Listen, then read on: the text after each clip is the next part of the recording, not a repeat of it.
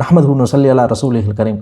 ரமதானுடைய காலங்களில் நம்ம நிறைய துவாக்கள் கேட்குறோம். நமக்காக, நம்முடைய குடும்பத்திற்காக, நண்பர்களுக்காக நம்ம நிறைய துவாக்கள் கேட்குறோம். 11 மாதம் நம்ம கேட்ட துவா விட இந்த மாதத்தில் தான் அதிகம் கேட்கணும். காரணம் என்னன்னு சொன்னால், அல்லாஹ் இந்த மாதத்தில் நிறைய துவாக்களை கபூல் செய்யக்கூடிய நேரங்களை அமைச்சிருக்கான். அந்த அடிப்படையில் நாம் துவாக்கள் கேட்கும்போது நாம் மறக்கக்கூடாத நபர்கள் யார் தெரியுமா? நமக்கு முன்னால் சென்ற நம்முடைய முன்னோர்கள், நம்முடைய பெற்றோர்களாக இருக்கலாம், இன்றைக்கி அவங்க இல்லாமல் இருக்கலாம், இல்லை நம்முடைய பெற்றோருடைய பெற்றோர்கள், நம்முடைய நன்னின்னு சொல்லுவாங்க, இல்லை நமக்கு விவரம் தெரிந்து நம்முடைய குடும்பத்தில் வஃபாத்தான மௌத்தான அனைவருக்காகவும் நாம் துவா செய்ய வேண்டும். இது மிக முக்கியமான ஒரு சுன்னத். அல்லாஹ் குரான்லேயே கற்றுத்தருகிறான், ரப்பனா ஃபிர் லனா, யா அல்லாஹ் என் பாவத்தை மன்னிச்சிடு அப்படின்னு. நல்லா நம்ம பாவத்துக்கு மட்டும் துவா கேட்க சொல்ல, ரப்பனா ஃபிர் லனா வலி இஹ்வானின் அல்லதீன சபக்கூனா பில் ஈமான், யா அல்லாஹ் எங்களுக்கு முன்னால் சென்று ஈமானோடு எங்களுக்கு முன்னால் சென்றவர்கள் அப்படின்னு சொன்னால், நம்மளிருந்து ஆதம் அலைஹிஸ்ஸலாம் வரை யார் யாரெல்லாம் ஈமானோடு வாழ்ந்தார்களோ அவர்கள் அனைவர்களுடைய பாவத்தையும் யாரெல்லாம் நீ மன்னிச்சிடுன்னு அல்லாஹ் குரானில் ஒரு துவாவை கற்றுத்தரான். கொஞ்சம் யோசிச்சு பாருங்கள். இந்த துவா பயன் அளிக்காதுன்னு சொன்னால் அல்லாஹ் நமக்கு கற்று தருவானா? நம்ம கேட்குற துவா அவங்களுக்கு போய் சேராது, நம்ம கேட்குற துவானால் அவங்க கபருடைய வாழ்க்கை மாறாது, நம்ம கேட்குற துவா அவங்களுடைய கபூரில் இம்பேக்ட் இருக்காதுன்னு சொன்னால் அல்லாஹ் கேட்க சொல்லுவானா? கண்டிப்பாக இல்லை. அப்போ நம்ம கேட்கக்கூடிய துவாக்களை கொண்டு அவர்கள் இப்போ கபூரில் இருக்காங்க, சூறு ஊதப்படக்கூடிய நாள் வரை கபூரில் இருப்பாங்க. அப்போ அந்த கபருடைய வாழ்க்கை மாற்றி அமைப்பதற்கு நம்முடைய துவா கண்டிப்பாக ஒரு மிகப்பெரிய டூலாக இருக்க வாய்ப்பு இருக்குது. அதனால தான் அல்லாஹு தாலா அவர்களுக்கு நீங்கள் இஸ்திக்ஃபார் செய்யுங்க, உங்களுக்காக எப்படி இஸ்திக்ஃபார் செய்கிறீங்களோ அவங்களுக்காகவும் இஸ்திக்ஃபார் செய்யுங்க, அவங்கள மறக்கக்கூடாதுன்னு அல்லாஹ் குர்ஆனில் கற்றுத்தருகிறான். ஸல்லல்லாஹு அலைஹி வஸல்லம் அவர்கள் சில மனிதர்களை தஃபன் செய்த பின்பு, எப்போல்லாம் அவங்க போகிறாங்களோ தஃபன் செய்த பின்பு ஸல்லல்லாஹு அலைஹி வஸல்லம் சொல்லுவார்கள், இஸ்தக்ஃபிரு, நீங்கள் பாவ மன்னிப்பு தேடுங்க. யார்? நமக்கு இல்லை, ஸல்லல்லாஹு அலைஹி வஸல்லம் சொல்கிறார்கள், இஸ்தக்ஃபிரு லி அஹீக்கும், உங்களுடைய சகோதரருக்காக அல்லாஹ்விடம் பாவ மன்னிப்பு கேளுங்கள். அப்புறம் சொல்கிறாங்க, சும்ம சலூலஹு பி தஸ்பீத், அவருடைய உறுதிக்காக நீங்கள் துவா செய்யுங்கள். ஏன் சொல்கிறாங்க? ஃபஇன்னஹுல் ஆன் யுஸ்அல், நம்ம இப்போ புதைச்சிட்டோம், அவங்கள தஃபன் செஞ்சிட்டோம், இப்பொழுது அவர் கேள்வி கேட்கப்பட்டு கொண்டு இருக்கிறார். யோசிச்சு பாருங்கள், நாம் தஃபன் செய்த அடுத்த வினாடி கேள்வி கணக்கு ஸ்டார்ட் ஆயிடுச்சு, அல்லாஹ்வுடைய விசாரணை ஸ்டார்ட் ஆயிடுச்சு. அப்போ அதற்காக நீங்கள் துவா செய்யுங்கள், அவருடைய இஸ்திக்ஃபாருக்கு துவா செய்யுங்க, பாவத்துக்கு துவா செய்யுங்க, அல்லாஹ் அவருக்கு உறுதியை தரணும் துவா செய்யுங்க. ஸல்லல்லாஹு அலைஹி வஸல்லம் அவர்கள் ஜன்னத்துல் பகீக்கு, இரவின் கடைசி பகுதிக்கு ஜன்னத்துல் பகீக்கு வலிமையாக செல்வார்கள். அங்கே இருக்கக்கூடிய மௌத்தாகி அடக்கமாகி இருக்கக்கூடிய அனைவருக்காகவும் ஸல்லல்லாஹு அலைஹி வஸல்லம் அவங்க துவா செய்வாங்க. ஸல்லல்லாஹு அலைஹி வஸல்லம் அவர்கள் மௌத்தானவர்களுக்கு செய்த துவாவை எடுத்து நாம் பார்த்தால் அதிலிருந்து நம்ம எப்படி துவா செய்யணும் நம்ம கற்றுக்கலாம். நம்முடைய முன்னோர்களுக்கு மௌத்தானவங்களுக்கு எப்படி துவா செய்யணும் அப்படின்றத ஸல்லல்லாஹு அலைஹி வஸல்லம் நமக்கு கற்றுத்தருகிறார்கள். அல்லாஹும்ம மக்ஃபிர் லஹு, யா அல்லாஹ் அவங்களை மன்னிச்சிடு, வர்ஹம்ஹு, யா அல்லாஹ் அவங்களுக்கு நீ ரஹ்மத்து செய், வஆஃபிஹி, யா அல்லாஹ் அவங்களுக்கு ஆஃபியத்து கொடு கபூர்ல, வஅஃபு அன்ஹு, யா அல்லாஹ் அவங்களுடைய பாவத்தை எல்லாத்தையும் மன்னிச்சிடு, வக்ரிம் நுஸுலஹு, யா அல்லாஹ் அவங்களை நீ கண்ணியப்படுத்து, வவஸி மதஹலஹு, அவங்களுடைய நுழைவாசலை யா அல்லாஹ் நீ விசாலமாக்கி வை, வக்ஸில்ஹு பில் மாஇ, யா அல்லாஹ் அவர்களை பரிசுத்தப்படுத்து, தண்ணீரை கொண்டு நீ பரிசுத்தப்படுத்து, வஸல்ஜ், சல்ஜுன்னு சொன்னால் அந்த ஸ்னோன்னு நம்ம சொல்லுவோம்ல, ஐஸ், அதை கொண்டு, வல் பரத், யா அல்லாஹ் குளுமையான தண்ணீரை கொண்டு நீ அவர்களை பரிசுத்தப்படுத்து, வ நக்கிஹி மினல் ஹதாயா, யா அல்லாஹ் அவர்கள் செய்த அத்துணை பாவங்களையும் அதையெல்லாம் நீ தூய்மைப்படுத்து, அதை நீ அகற்றிவிடு, கமா நக்கைத சௌபல் அபியல மின தனஸ், ஒரு வெள்ளையான துணியில் அழுக்கு இருந்தால் அது எப்படி அகற்றப்படுமோ அதுபோல் அவர்கள் செய்த பாவங்களை எல்லாம் நீ அழித்துவிடு. எவ்வளோ அழகான உவமை, எவ்வளோ அழகான துவா. ஒவ்வொரு விஷயத்தையும் சொல்லி ஸல்லல்லாஹு அலைஹி வஸல்லம் கேட்கிறார்கள்.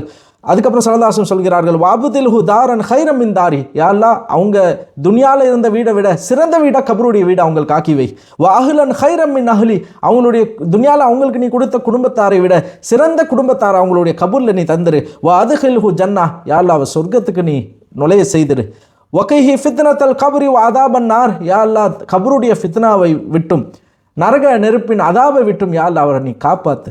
எவ்வளவு பெரிய துவா. இந்த துவாவை அரபியில் சொல்ல முடிந்தால் சொல்லலாம், இல்லைனா நீங்கள் தமிழ்லே கேட்கலாம். அவங்களுக்காக நீங்கள் அவ்வளோ துவா நம்மை விட்டு பிரிந்த நம்முடைய முன்னோரை சில நேரங்கள் நம்ம மறந்துடுறோம். இந்த துவாவில் அவங்களுக்கு பங்கே நம்ம கொடுக்கறது இல்லை. ஸல்லல்லாஹு அலைஹி வஸல்லம் மறக்கலையே. ஒவ்வொரு இரவும் ஜன்னத்துல் பக்கீக்கு போனாங்கன்னா எந்த அளவு அவர்கள் ஞாபகம் வைத்திருந்தார்கள். ஆனால் இன்றைக்கி நம்ம துவாவில் நம்மளுடைய மூதாதையர்கள் மறந்துடும். நமக்கு விவரம் தெரிஞ்சு நம்ம குடும்பத்தில் மௌத்தானவங்களை மறந்துடுறோம்.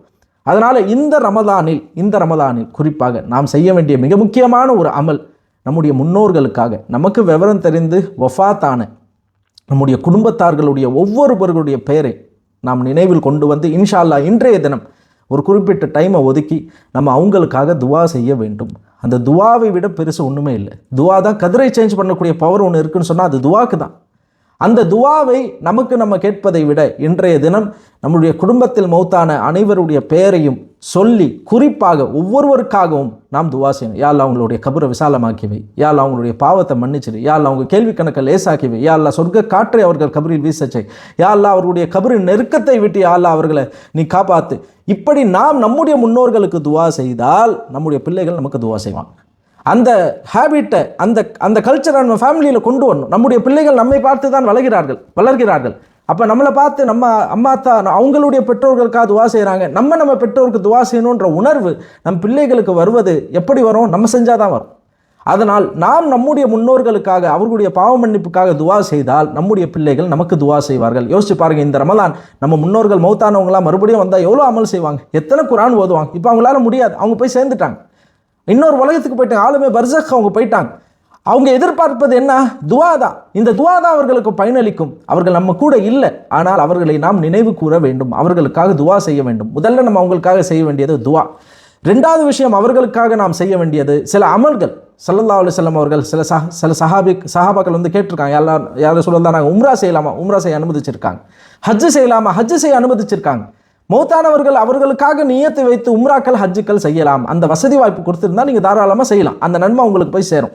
இல்லை அந்த வசதி வாய்ப்பு இல்லைன்னு சொன்னால் நீங்கள் ஓதக்கூடிய குரான், இன்றைக்கி நீங்கள் ஓதி இருக்கீங்களா குரான், எத்தனை ஜுசு, 1 ஜுசோ 2 ஜுசோ 3 ஜுசோ, அந்த ஜுசுவை குரானை அந்த நன்மையை அல்லாஹ் கிட்ட துவா செஞ்சு, யா அல்லாஹ் நான் ஓதிய இந்த குரானுடைய நன்மையை அவங்களுக்கு எடுத்துகிட்டு போய் சேர்த்துரு, இந்த நன்மையை கொண்டு அவங்களுடைய கபருடைய வாழ்க்கையை சீரும் சிறப்பமாக்குவி, இந்த குரான் ஷரீஃபுடைய பரக்கத்தை கொண்டு அவங்களுடைய வேதனையை லேசாக்கி யா அல்லாஹ், இந்த குரானுடைய பரக்கத்தை கொண்டு அவங்க கேள்வி கணக்குகளை லேசாக்கி யா அல்லாஹ் என்று நாம் ஒரு அமலை அவர்களுக்கு, அந்த நன்மையை அவர்களுக்கு அனுப்பலாம். இது ரெண்டாவது.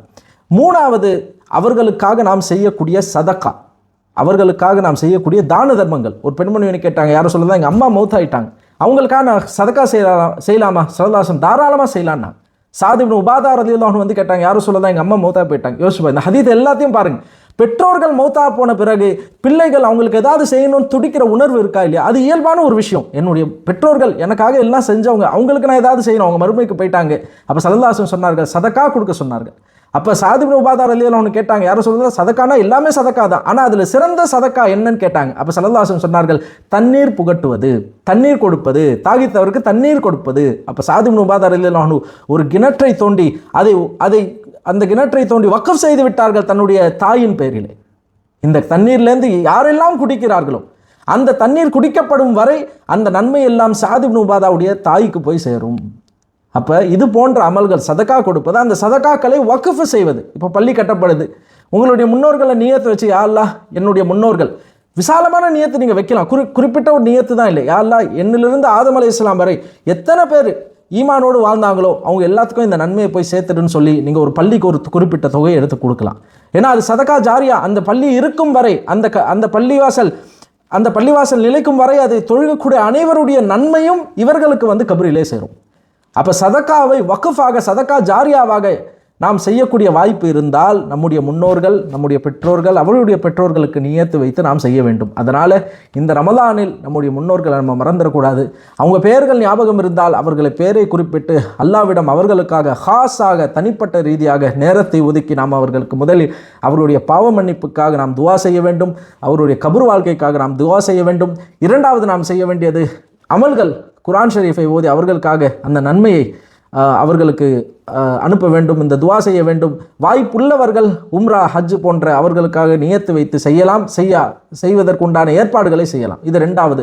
மூன்றாவது, சதக்காக்கள் செய்வது, அவர்கள் பெயரிலே தான தர்மங்கள் செய்வது. அதில் சிறந்தது ஸல்லல்லாஹு அலைஹி வஸல்லம் தண்ணீரை சொல்லியிருக்காங்க. அதனால் ஒரு ஊரில் தண்ணி இல்லை, ஒரு போர் போட்டு விடணும், அவங்க நியத்தை வச்சு நீங்கள் ஒரு போர் போட்டு விடலாம். இன்னைக்கு கிணறுல போர் போட்டு அந்த போர்லேருந்து தண்ணி அவங்களுக்கு கிடைக்கிற அந்த காலமெல்லாம் உங்களுக்கு நன்மை போய் சேரும்.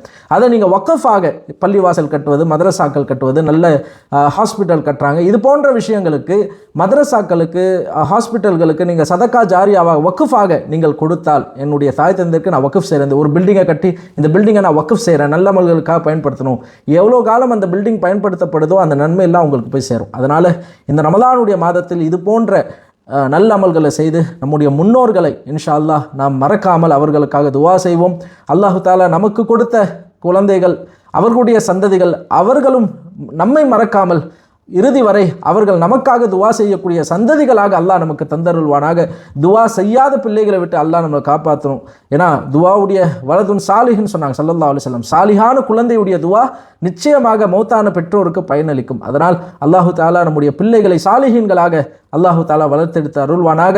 அதை கொண்டு நம்முடைய மறுமை வாழ்வையும் அல்லாஹு தாலா சிறப்பாக்கி தருவானாக. வாஹிரு தவானா அல்ஹம்துலில்லாஹி ரபில் ஆலமீன். அஸ்ஸலாமு அலைக்கும் வரஹ்மத்துல்லாஹி வபரகாத்துஹு.